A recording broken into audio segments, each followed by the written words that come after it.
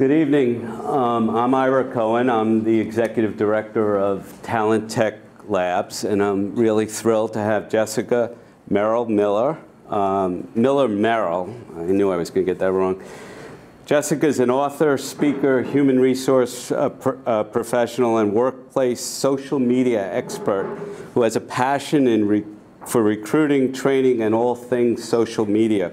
She's the president and CEO of Exceptional HR and one of the 10 most influential persons in human resources in the US today. Jessica is a professional blogger and has managed Blogging for Jobs since 2007. Recently, Blogging for Jobs was named a top career site for job seekers by Forbes magazine. HR Examiner named Jessica as the second most influential recruiter on the internet and the 7th most powerful woman on Twitter. She's a columnist for both SmartBrief and Huffington Post, in addition to Blogging for Jobs. Jessica has been interviewed for professional articles in CEO Magazine, CBS, Entrepreneur Magazine, and SHRM's HR Magazine. For those of you that don't know, SHRM stands for something. But Jessica is a senior professional in human resources, which is a big deal. She's also the author of Tweet This, Twitter for Business. Her company, Exceptional HR, provides businesses with workplace social media, recruitment strategies, and human resource consulting. Jessica earned her senior professional in human resource designation in 2008 and earned a bachelor's degree in anthropology and business from Kansas State University. Jessica is from a small town in Kansas and resides near San Francisco. Probably the most interesting aspect of Jessica's business is her CMO. Meet Riley Merrill, who joined the Exceptional team in December 2008 and was introduced to the world by her proud parents, who tweeted upon her arrival and upcoming arrival on Twitter. As a marketing expert and authority on all things related to social media, she brings creative insights to clients. As the Chief Marketing Officer, Riley specializes in targeted marketing campaigns that involve a new and original point of view from the eyes of a young person. She also really loves cereal puffs and kitty cats. I'm not sure what they are. You can learn more about Riley on Twitter at Riley Merrill. Welcome, Jessica Merrill.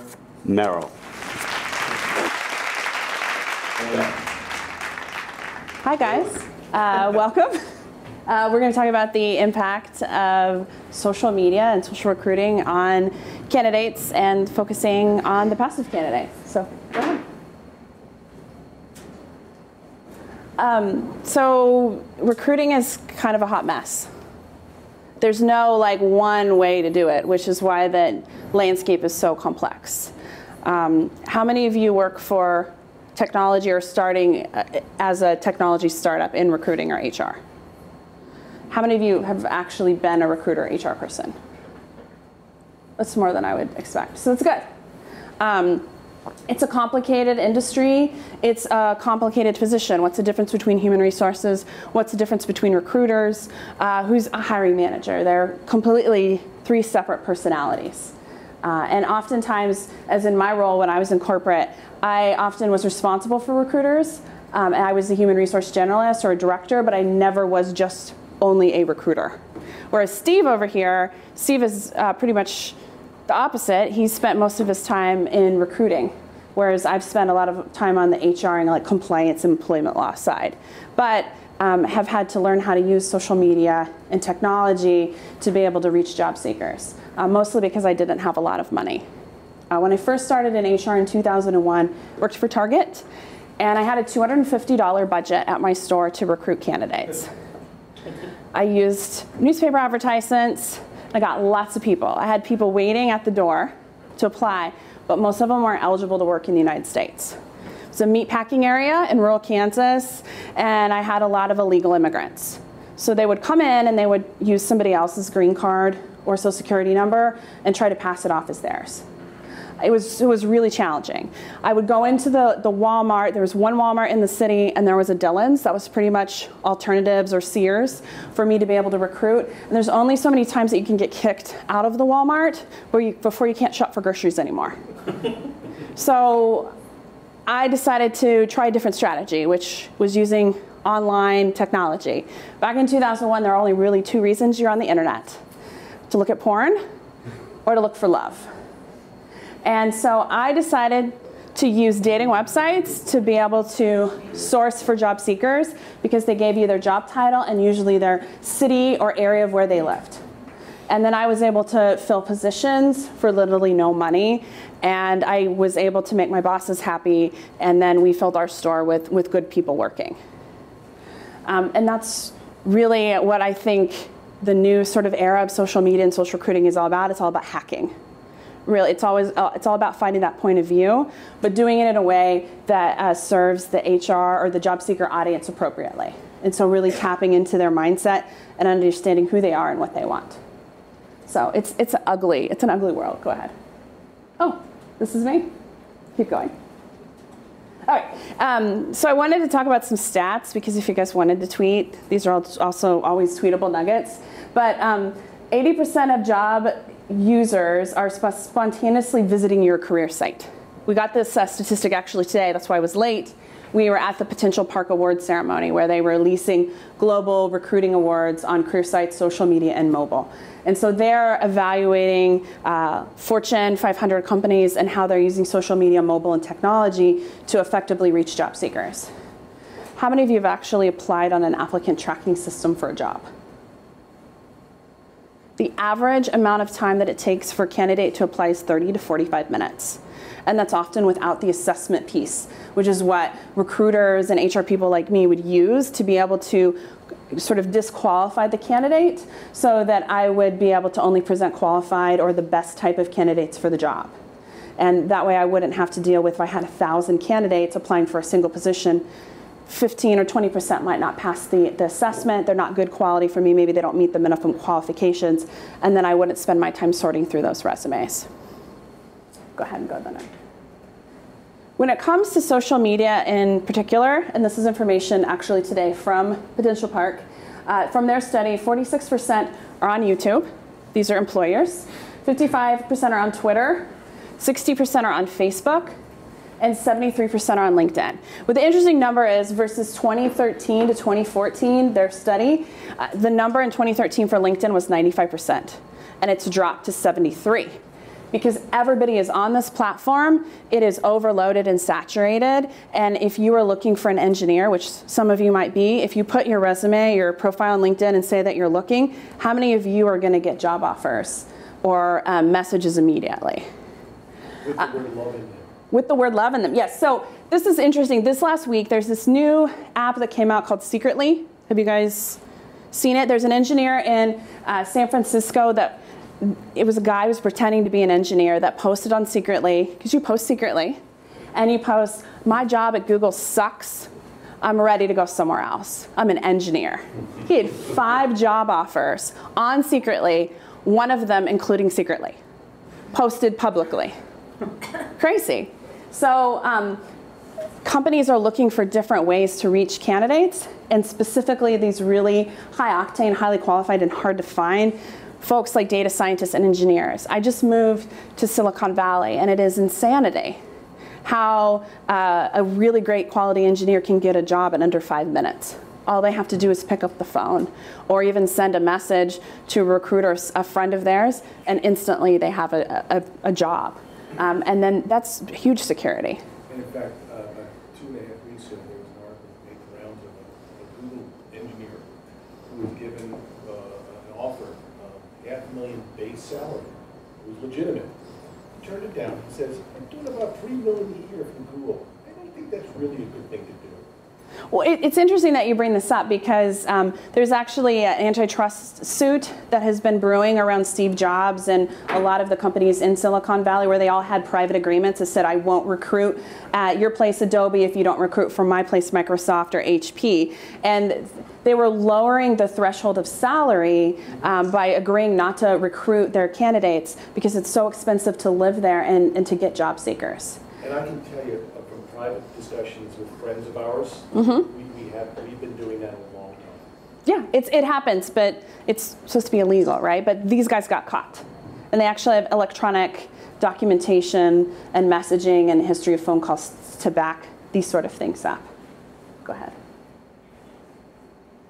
More statistics. I like statistics. This is from JobVite, which has a lot of really great information when it comes to social media, particularly social recruiting. They have a good benchmark of information. Of course, Jerry has some good information, my friend over here, on his Career Crossroads study. The thing about Jerry's study is it doesn't really show you how social media is really driving traffic to your job openings because it is a passive activity. One of the big challenges in recruiting and hiring is finding what particular series of activities led to somebody making the decision to apply. It's a similar situation in marketing. It's called the touch cycle. What type of touches, what level of touches, what different channels do you have to have these touches before somebody makes a buying decision to apply?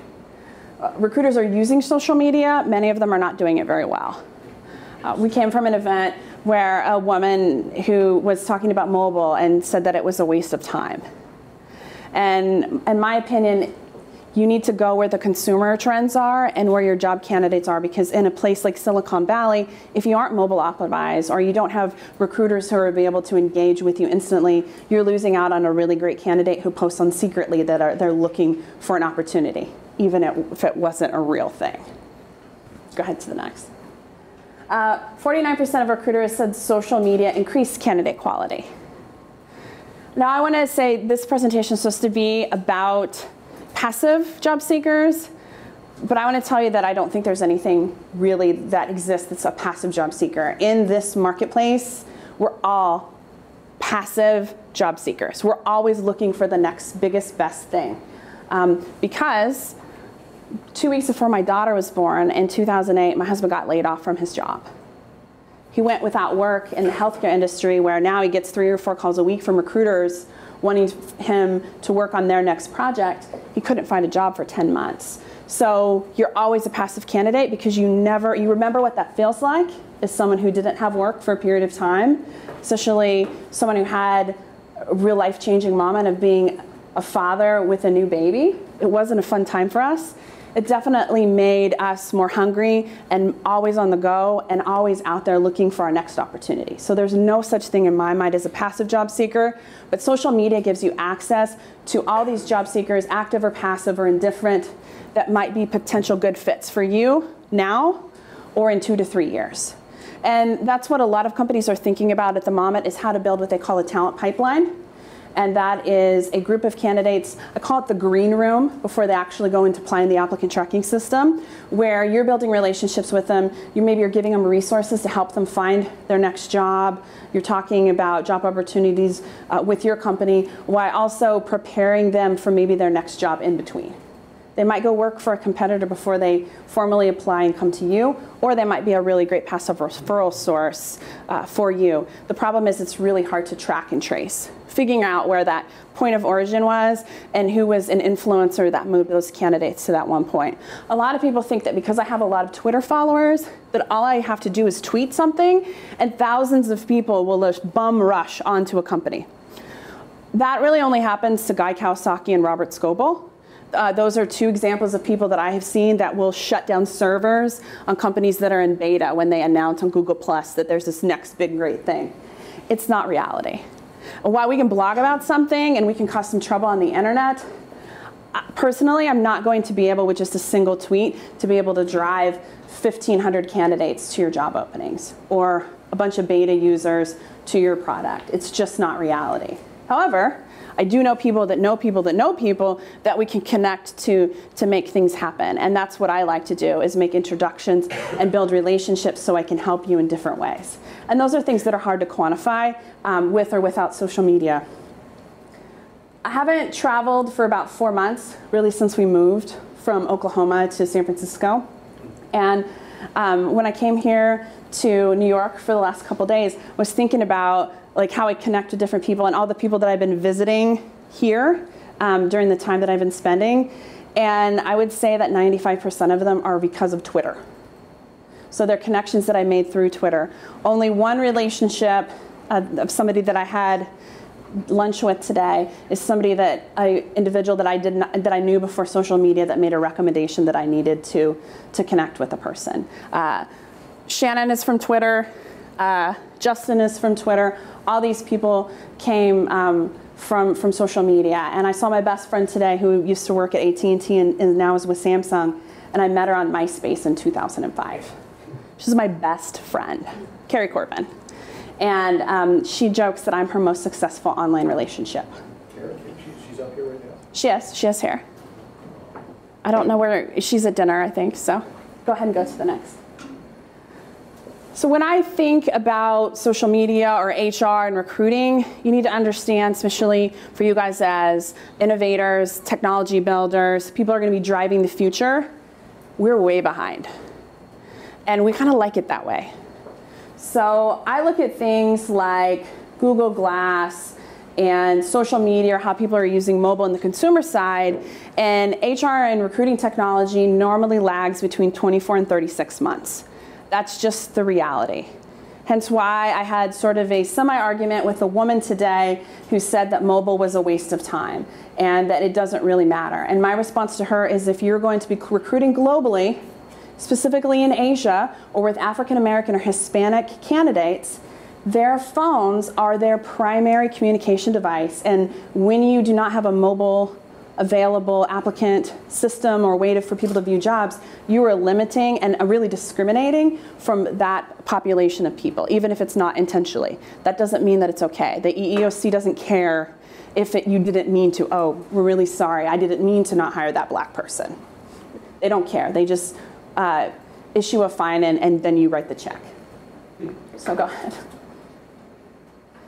In looking more about consumer trends and technologies, I like to look at how people are using things. And the interesting thing is, like, social media really hasn't grown that much in use when Nielsen's looking at the data, but people are using it more. They're more ingrained, they're more entrenched. So they're on multiple channels.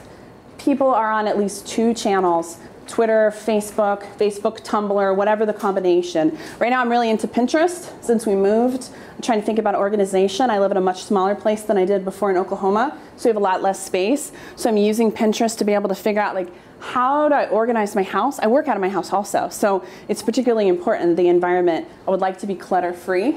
How do I, like, create hacks with my IKEA furniture so that I feel good about my environment, and Pinterest is helping me do that. I made a batch of orange marmalade this weekend. We have orange trees in our backyard, and it was through stuff I pinned on Pinterest. So that is important to me. It might not be important to me in 6 months. Pinterest, it just kind of ebbs and flows in different places, but you can see how people are using these things. So time spent on social media increased by 24%. Go ahead.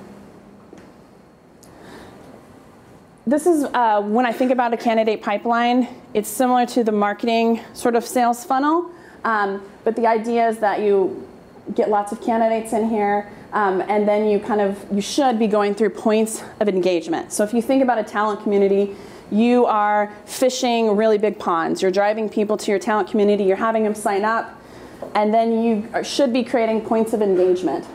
Points of conversation. You should be sending a YouTube video or inviting them to join a Twitter chat or a webinar or a Facebook chat or something like that, so that you can further qualify these candidates, so that at the end of the day, you make a better quality hire.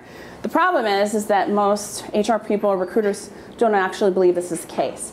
They feel like if they make the hiring process easier, if we make a mobile apply that doesn't have an assessment, some other piece, that means that more people are going to apply, they're going to be crappy candidates, we're going to spend more time going through thousands upon thousands of job seekers and then not really getting to qualify those candidates correctly.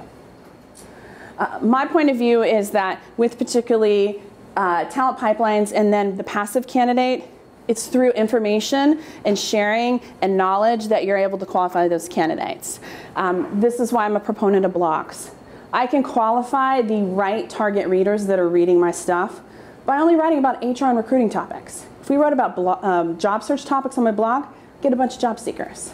but we're providing resources to HR and recruiters. So if I want to hire engineers, I write about resources for engineers. Maybe I put together a salary negotiation guide for engineers in Silicon Valley. That would be really helpful if I'm an engineer who's looking for a job. I have a quick landing page they complete, and then I send them a nice salary review guide. And it's a passive way to build a relationship. I've gained their contact information, and I'm not selling anything. Go ahead. One of the mistakes of social media in particular is that we're having all these conversations in all these places, but we're not really focusing the intent or where we're trying to drive people to. We're just having conversations in 25 different areas. At the end of the day, your website or your career site, wherever you're capturing these candidates, is the center of your universe. That is the one place that you can control. And so when I think about my blog, it doesn't matter that I have a lot of Twitter followers, that I have fun on Facebook. What I'm doing is I'm driving them to one central unified place. That I own the terms of service, that I own all the content, and I know that Twitter isn't going to decide one day I'm a bunch of spam and shut down my account. They can't do that if I own my blog. I had an argument with a Facebook marketer that sent me a spammy email a couple weeks ago that told me the future was not in WordPress hosted sites or having your own blog. The future was moving your website to a company LinkedIn page and a Facebook page. That is where you should have all your conversations and store all your content. And I think that is the most ridiculous thing. You don't own those properties. You can't customize them to you. LinkedIn is using that data. They're using it for retargeting efforts for your competition if you're a recruiter or a company. So it's important for you to really think about these kind of things. Each different person's organization or their industry really depends what things are more important than one another. You know, if I was recruiting for blue-collar machinists, I probably will be spending more time on Facebook and Twitter than I will on LinkedIn. It just doesn't make sense to recruit blue-collar machinists on LinkedIn or people in the oil fields. One of the best sites that I had for recruiting has always been Craigslist. It's still really the #1 place to go. I have triggers set up where I'll get a text message if somebody meets certain criteria when they post their resume in the resume section. It goes directly to my phone. I've used this trick for myself. That's how I got a house for rent in Mountain View. I was the first person in 10 minutes to respond to the ad, and I was one of 45 people that submitted an application. But I sent an email, I had my marketing materials together, and I was prepared. So if you really want to get the great people, you have to be creative and use different tricks and hacks to be able to do that. But what works for you in finance might not work for you if you're recruiting in Oklahoma and the oil fields. Go ahead and go to the next. So my takeaway is everyone's a passive candidate. There's no single candidate. There's no active candidate. We're all looking. That's the reality. If somebody walks up to me tomorrow and says, Jessica, I want you to come and work for my organization. Here's $750,000 and we want to buy your blog. Let's negotiate. It would be a conversation that I would definitely be open to. So everybody is a candidate, including you guys, right? I mean, if somebody walks up with an opportunity and it presents itself that's a good one, you're not going to walk away. It's just good business. The human touch points are really important, and that means planning, organizing, understanding what your job seekers are doing, what they're not doing. And the most important thing means understanding your target audience. So focus groups, sitting down with your people, talking about why they didn't take the job, why they did take the job, why are they leaving. You guys should be doing that with your HR people and the recruiters of the markets that you're looking to target. And what I mean by that is go sit in an HR person's office for 2 days. Just sit there and just absorb. Anytime when I was recruiting for a hard to fill position, especially those were mass hire situations, one of the most challenging positions that I had was an inside sales representative of a call center. It's one of the most boring jobs in the world. You're calling B2B, picking up the phone, smiling, dialing, sitting on your butt. The systems were complicated, and so I sat on the phone for 2 weeks in my call center to figure out what it was like to be an inside salesperson so that I knew how to recruit those people. And what was interesting is that what I found was that the best people for the job weren't salespeople at all. The best people for the job were people that worked in fundraising, were people that worked in accounts management, were people that worked in collections, or were people who, well, collections who were like hacking and skipping and picking up the phone and doing crazy things to try to get to the decision maker who was going to buy from them. It wasn't a real estate agent. It wasn't an inside salesperson. It wasn't a call center. And that's the reason we were successful, because from that point, I developed recruiting strategies to gain those people. And sometimes there were failed strategies. One of my first focuses on text messaging in 2007 is we created a traffic alert. So as people were leaving, we were on the south side of the city, and people would be driving to the north, and they would be complaining about the traffic. We worked with a local news station that would send text alerts to let you know that there was a wreck. And at the bottom it would say, tired of the commute, or traffic's got you down, you know, apply here for a job. And I did that in a lot of different ways. We tried billboards, we tried text, but for me, the best way to get a hold of my job seekers was through relationships, particularly Twitter, Facebook, and MySpace. And I would source them. I would search. I would create groups in Facebook that were specific, that I would be providing job seeker information and resources, and I would share it with them. So I would set up the Dallas Inside Sales Organization on Facebook. I would own that community. People would be there. I was looking for, in that group, we probably had like 26-year-olds, 24-year-olds that had just got out of college that were looking for a change. And I would start to use my blog, the posts that I was writing, because originally blogging for jobs was for job seekers. I was a recruiter, was trying to fill positions. So I'd have maybe 7 steps to be able to land your next job for an inside salesperson, and I'd put it into the community. And then these people would get to know me, they'd pick up the phone and call, and then boom, I had an active candidate and a list of references and resources and referrals from them, so I was able to fill. And from 2007 to 2009, when I was at OfficeMax, 30% of my job seekers were coming from social media, and that is really unusual. And we had no formal policy, we had no formal strategy. I was totally doing it under the radar, and it scared the holy crap out of them. Planning your conversations is important. I like to focus on my workflow process for conversations. So if you go on the blog, we have a job search jumpstart guide that I actually used when I was at OfficeMax. It's in different forms that I would provide to them. It's like, here's the resource, check out, here's a resume template, learn how to find a job. These are questions that they always had. So I started writing content on the blog and then put it into the little white paper so that they had it at their fingertips. And they appreciated that. And then they would pick up the phone and call me and say, Jessica, I need a job, what do I need to do? But I now plan the conversation. So you download the paper, hey, thanks for doing this. Here's a resume writer that I recommend. Oh, by the way, here's a great webinar for job seekers. You plan your points of conversation, build a relationship with them before they're ready to make a buying decision to apply at your company. And more organizations need to work that way, because we don't just pick up the phone and say, hey, I just want to get my carpet cleaned, right? We go to Yelp, we search the internet, we talk to our friends. The job search is the same way. Most importantly, listening. And that really goes for you guys as you're building your products, is you're trying to figure out like what type of service or product should I be building, who am I selling to, what's my target client, what do they do every day, and what is their pain point that's the solution I'm going to provide. One of the things that I think that you guys should look at, that I have on the blog, I have a pretty comprehensive list of mergers, acquisitions, and fundings, and shutdowns of HR technology companies since 2004 on my blog. And so the short link for that is just b4j.co/HR-MA. And it probably has a couple hundred listings. And there were a couple this month that have already happened. Bright.com got bought by LinkedIn, which is an interesting move. Will be interesting to see what happens with this one. But there's other examples of Distill is another company. Do you guys know about that one? Got bought by Yahoo. It'll be interesting to see how Yahoo intends to use that. I don't know if they plan to use it for a service that they're providing to web viewers, or if it's something they're going to use internally. Either way, it will be interesting. Go ahead.